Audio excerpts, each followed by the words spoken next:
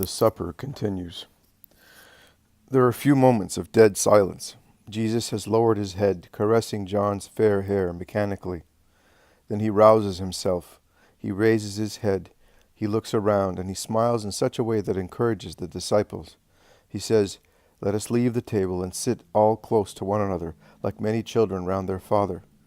They take the couches that were behind the table, those of Jesus, John, James, Peter, Simon, Andrew, and his cousin James, and they put them on the other side. Jesus sits on his own, still between James and John. But when he sees that Andrew is about to sit in the place left by the Iscariot, he shouts, "No, not there!" An impulsive shout that his great prudence does not succeed in preventing. He then modifies his expression, saying, "We do not need so much room. If we sit down, we can stay only on these. They are enough. I want you to be very close to me." Now, with respect to the table, they are placed in a U-shaped disposition, with Jesus in the center, and the table on which there are no victuals now, and Judas's place in front of him. James of Zebedee calls Peter, saying, "Sit here, I will sit on this little stool at Jesus' feet." "May God bless you, James.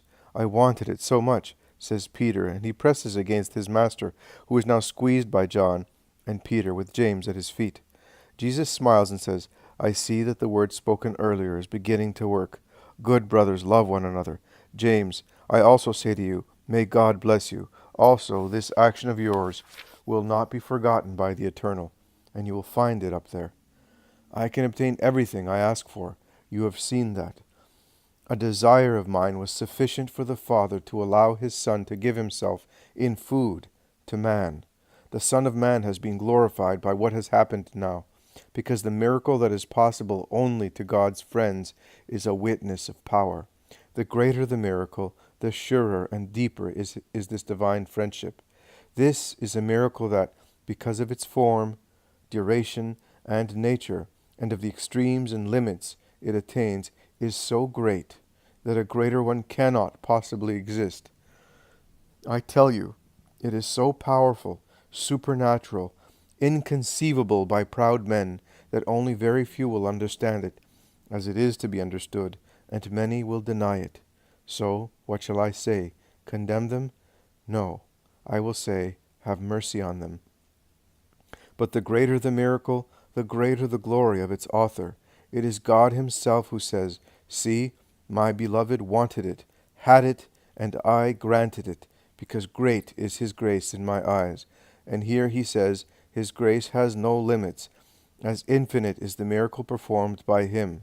The glory that from God comes to the author of the miracle is the same as the glory that from the author returns to the Father, because every supernatural glory, as it comes from God, returns to its source. And the glory of God, although it is already infinite, increases and shines more and more through the glory of his saints. So I say, as the Son of Man has been glorified by God, so God has been glorified by the Son of Man. I have glorified God in myself. In his turn, God will glorify his Son in himself. He will glorify him shortly. Exult, O spiritual essence of the second person, who are going back to your sea. Exult, O body, who are going to ascend again after such a long exile in degradation.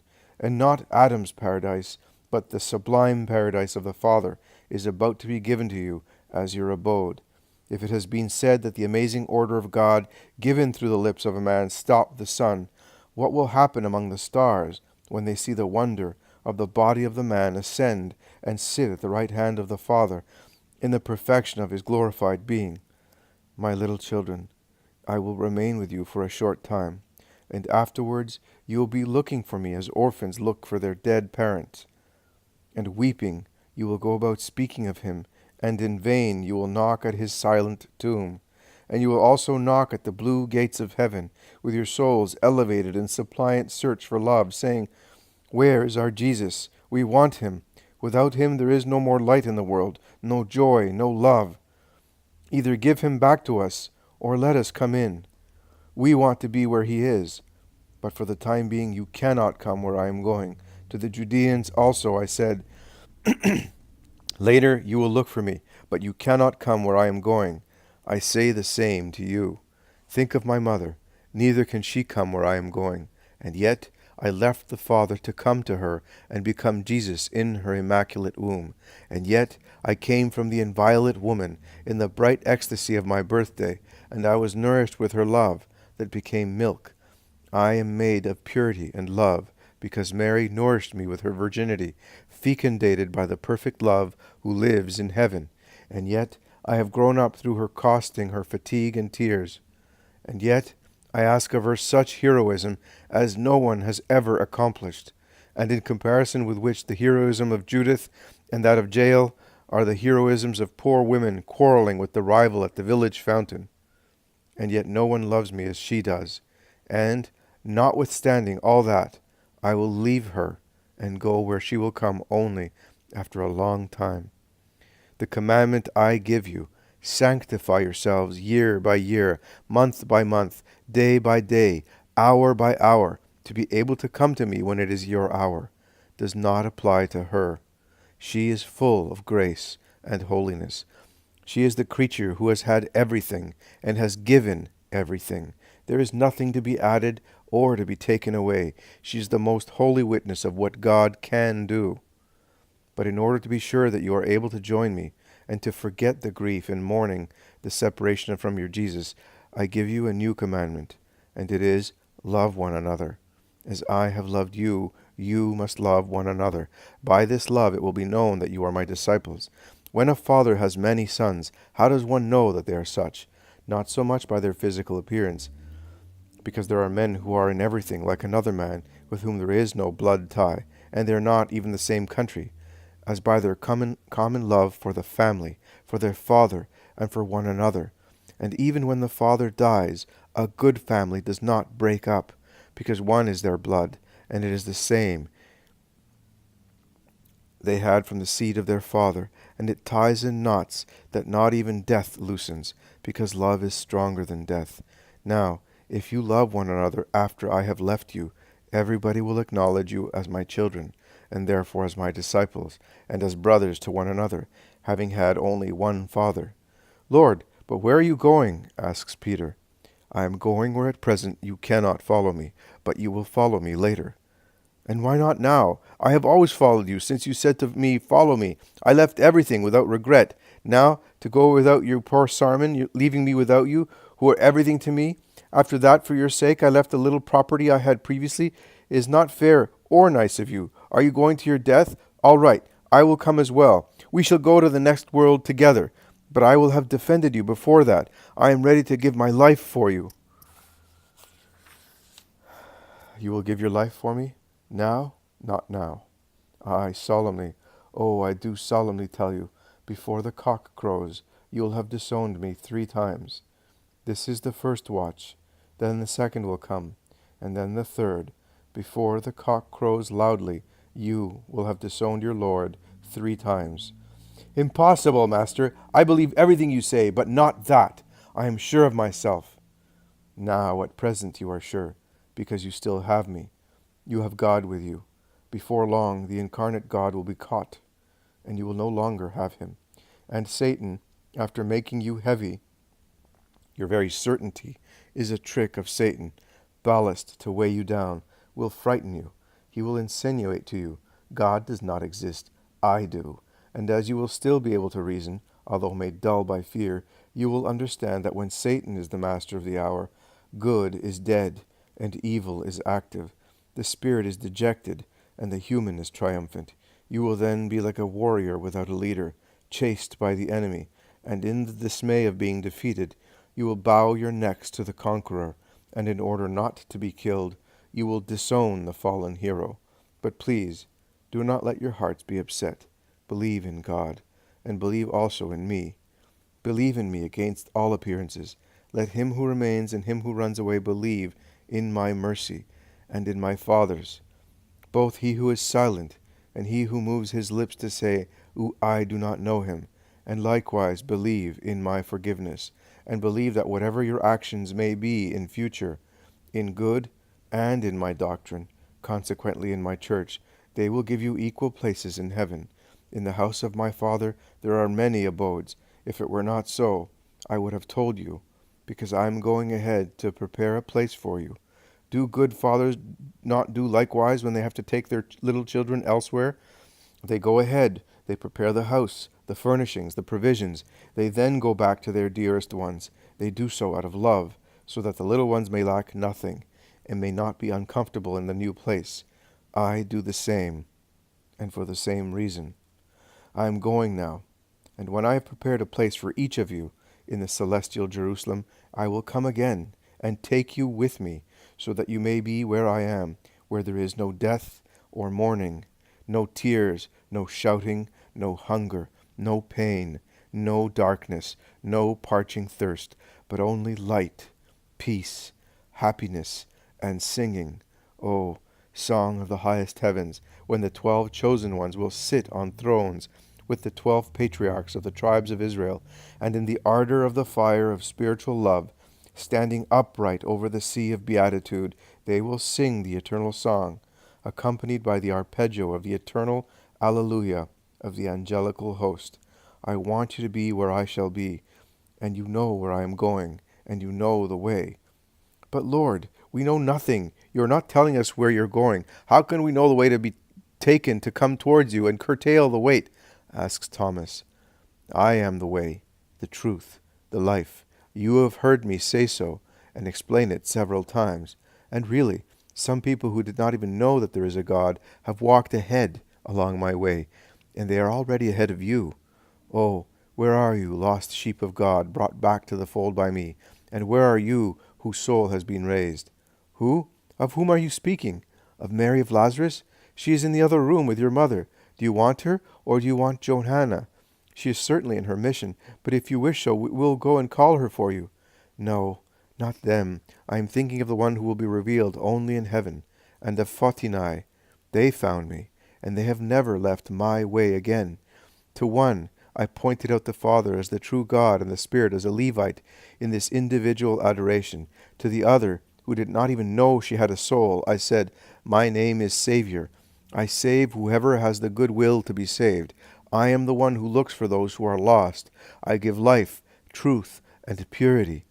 Those who look for me will find me, and they both found God. I bless you, weak Eves, who have become stronger than Judith.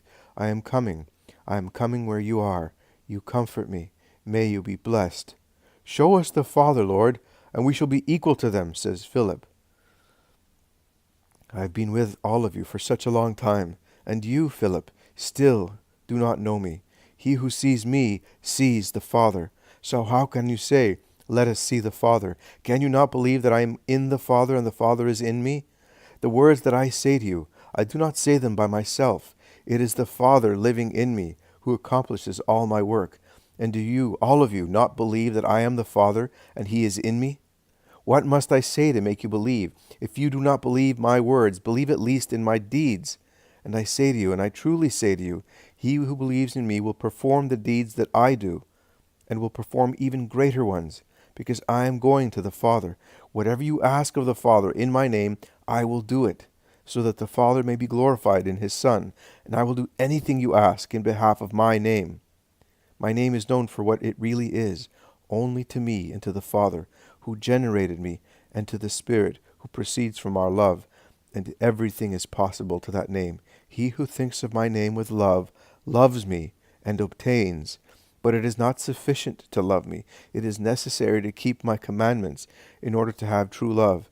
Feelings are testified by deeds, and because of your love, I will pray the Father, and he will give you another comforter, so that he may remain with you forever, one against whom Satan and the world cannot act cruelly, the Spirit of truth, whom the world cannot receive or strike, because it cannot see him and does not know him.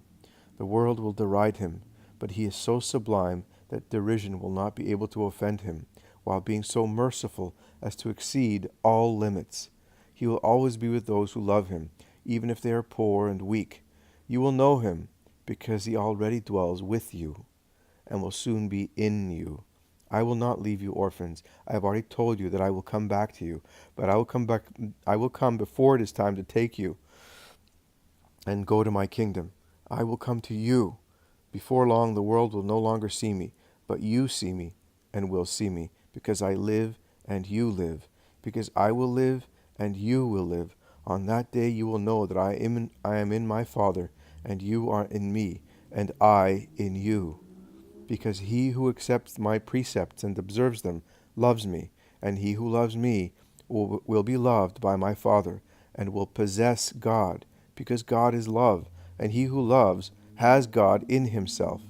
And I will love him, because I shall see God in him, and I will show myself to him, making him acquainted with the secrets of my love, of my wisdom, of my incarnate divinity.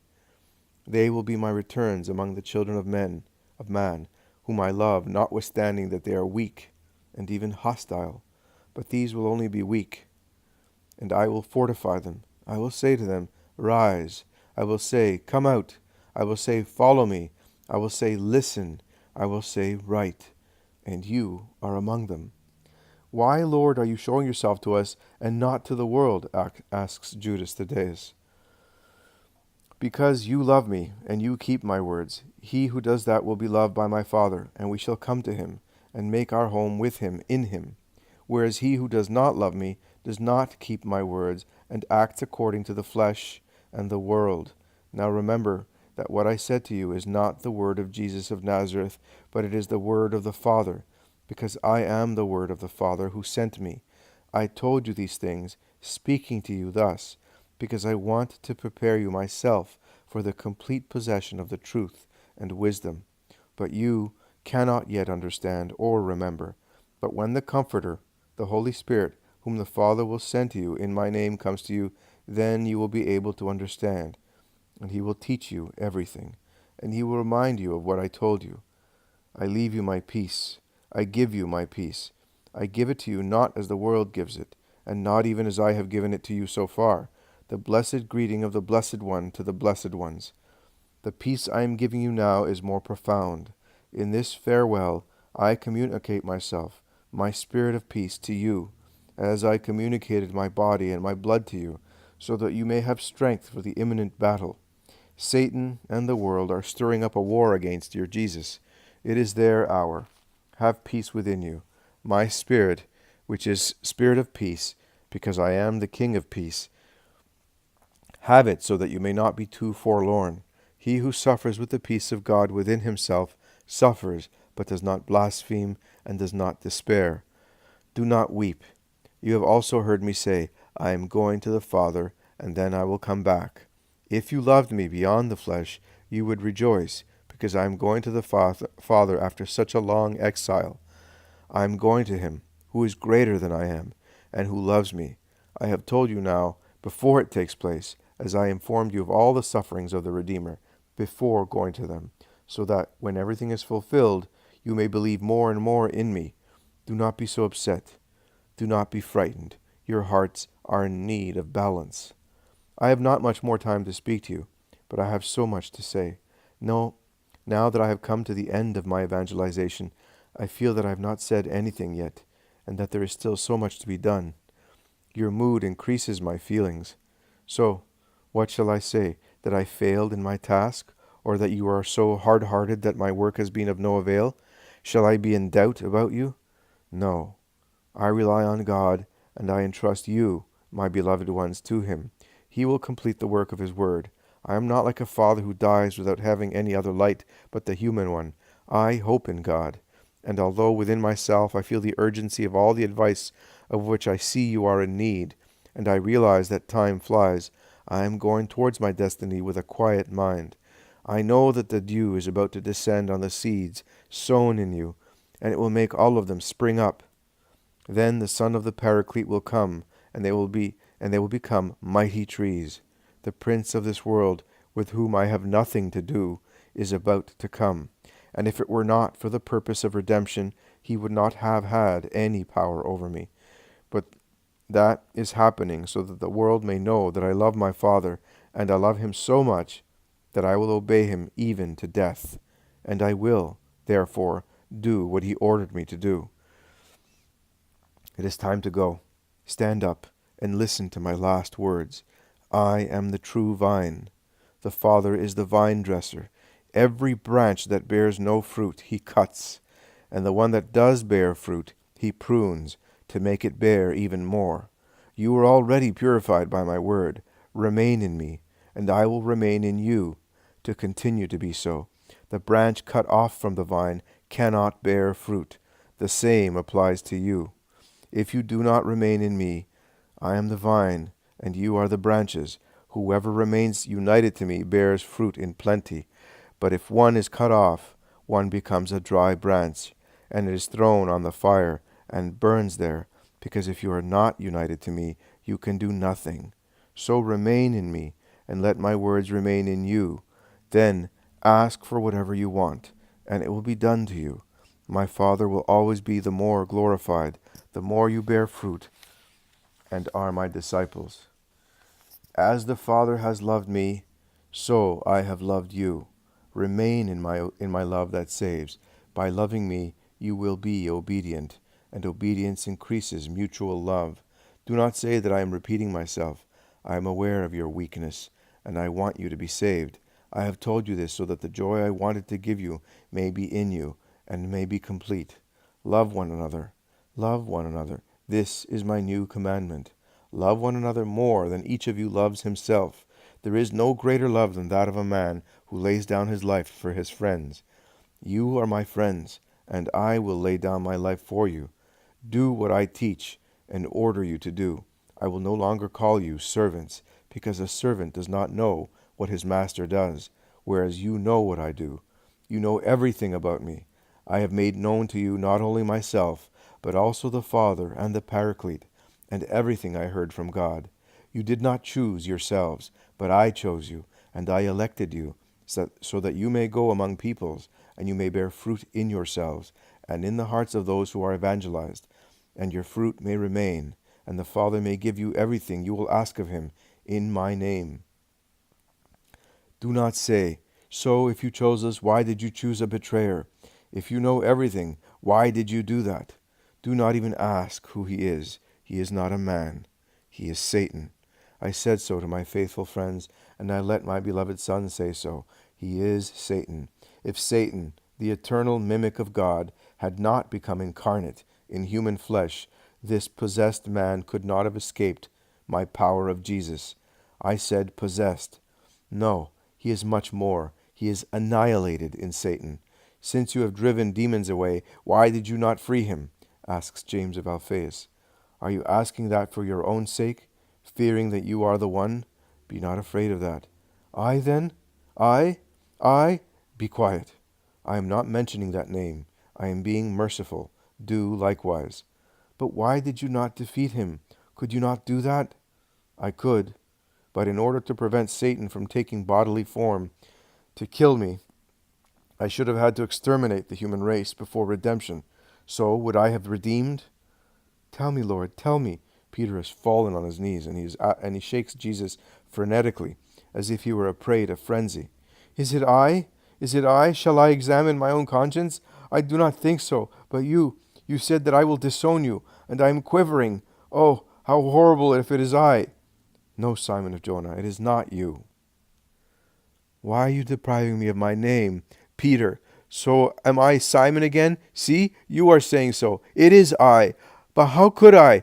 Tell me, all of you, when was it that I became a traitor? Simon? John? Tell me. Peter. I'm calling you Simon because I am thinking of our first meeting when you were Simon, and I'm thinking how you have always been loyal since the first moment. It is not you. I, the truth, am telling you. Who then? It is Judas of Kerioth. Have you not yet understood that? Shouts Thaddeus, who can no longer restrain himself. Why did you not tell me before? Why? Shouts Peter as well. Silence. It is Satan. He has no other name. Where are you going, Peter? To look for him. Leave that mantle and that weapon at once, or I shall drive you away and curse you. No. Oh, my Lord, but I, have I become delirious? Have I? Oh. Peter has thrown himself on the ground and is weeping at Jesus' feet. I give you my commandment. Love and forgive one another. Have you understood? Even if in the world there is hatred, let only love be in you for everybody. How many traitors you will find on your way, but you must not hate them and return evil for evil. Otherwise the Father will hate you.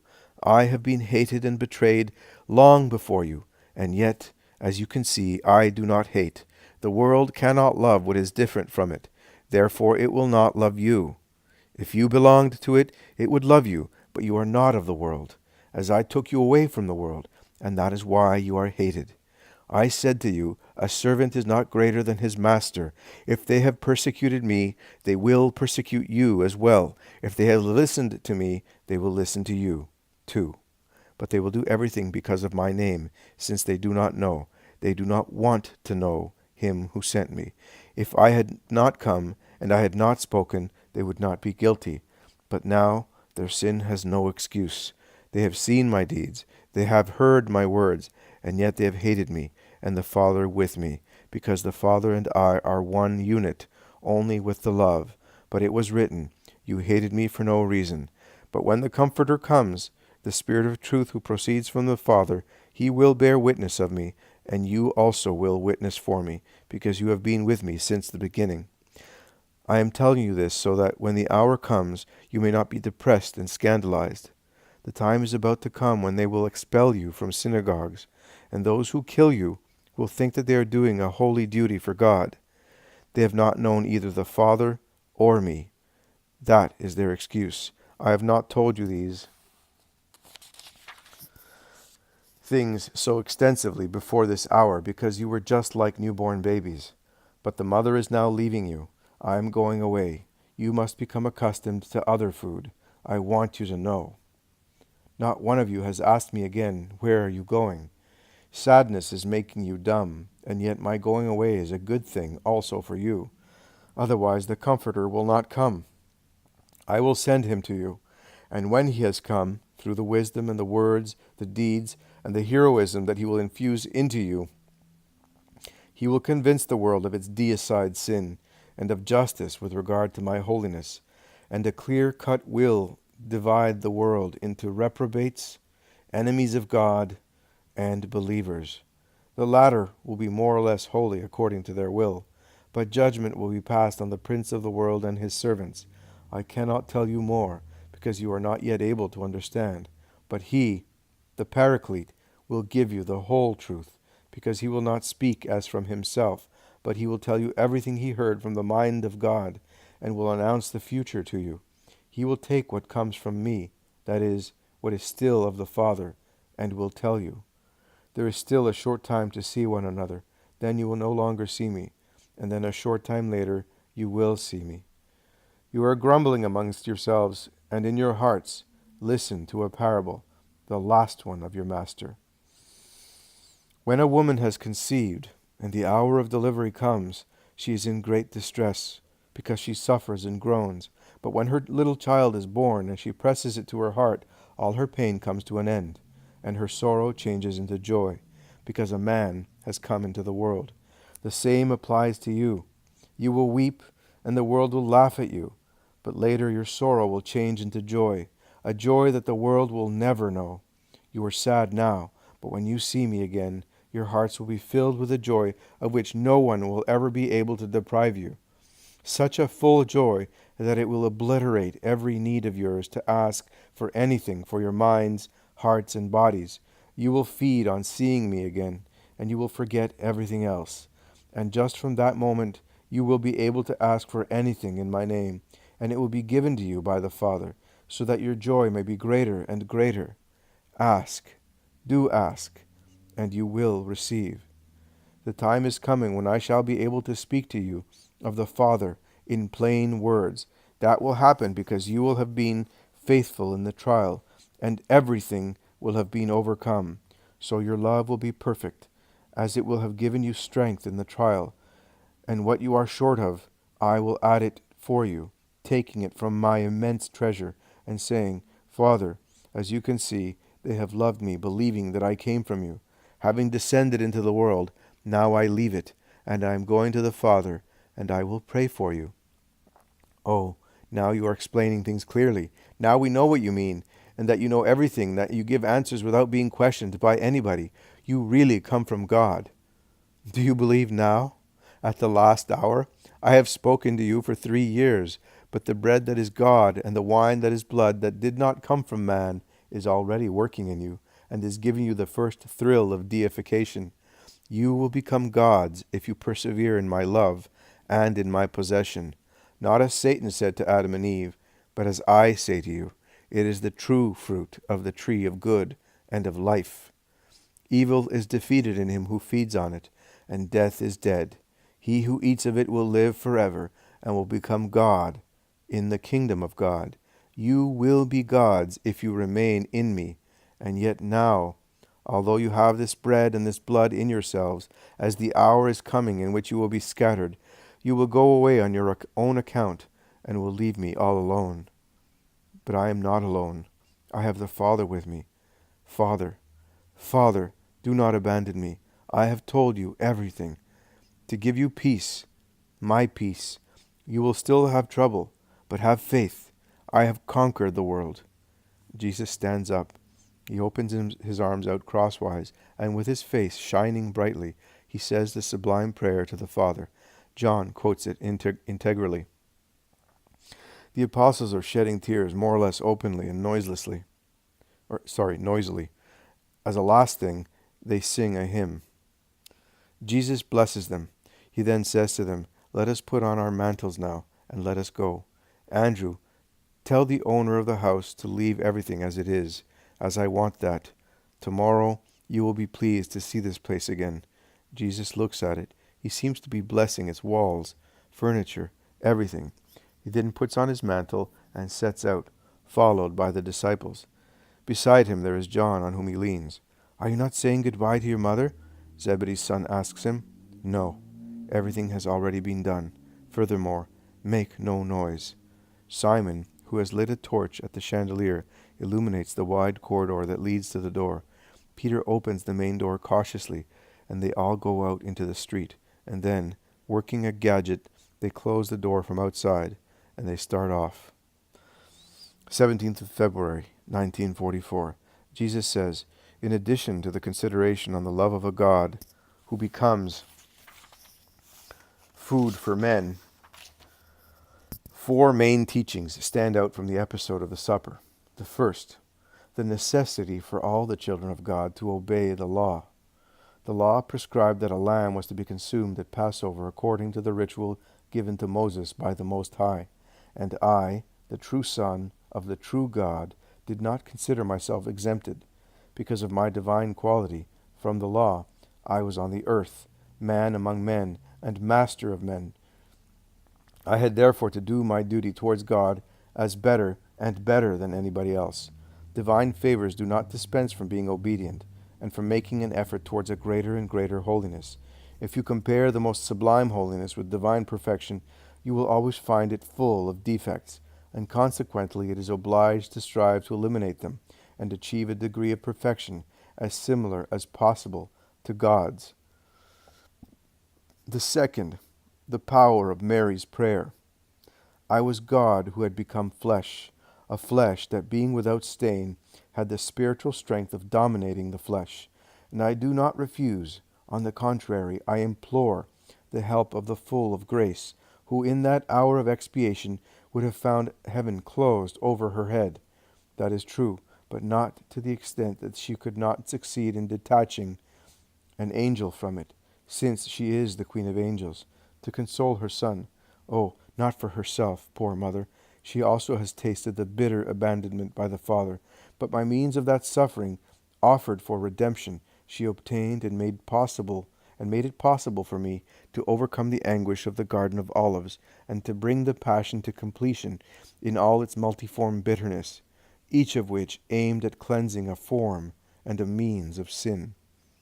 The third, self-control and endurance of offenses, the sublime, charitable attitude towards all offenses, as can be possessed only by those who make the law of charity the life of their lives, as I had proclaimed. And I had not only proclaimed it, but I had really practiced it.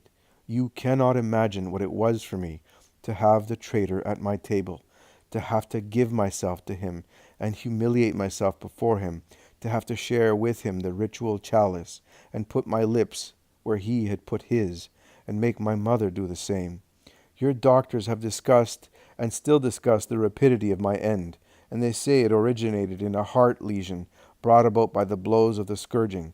Yes, my heart was injured also by those blows, but it had already been damaged at the supper.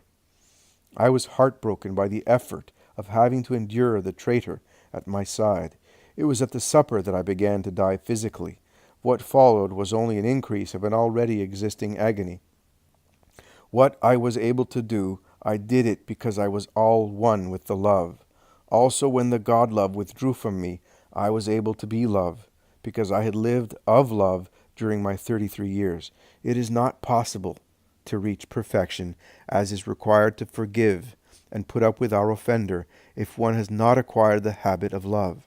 I had acquired it, and I was able to forgive and bear that masterpiece of an offender, which was Judas. The fourth, the more one is worthy of receiving a sacrament, the greater is its effect. That is, if one has become worthy of it through persevering goodwill that subdues the flesh and makes the spirit sovereign, mastering concupiscences, directing one's being towards virtues, bending it like a bow towards the perfection of virtues, and above all, of love.